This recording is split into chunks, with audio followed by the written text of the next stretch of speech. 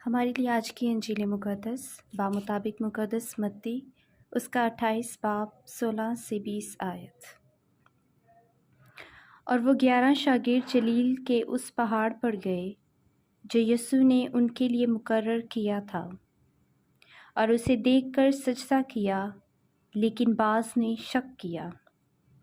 اور یسوع نے پاس آ کر ان سے باتیں کی اور کہا کہ آسمان میں اور زمین پر سارا اختیار مجھے دیا گیا ہے، بس تم جا کر سب قوموں کو شاگرد بناؤ، اور باپ اور بیٹے اور روح القدس کے نام سے انہیں بپتسمہ دو، اور انہیں یہ تعلیم دو کہ ان سب باتوں پر عمل کریں جن کا میں نے تمہیں حکم دیا ہے، اور دیکھو میں دنیا کے آخر تک ہر روز تمہارے ساتھ ہوں۔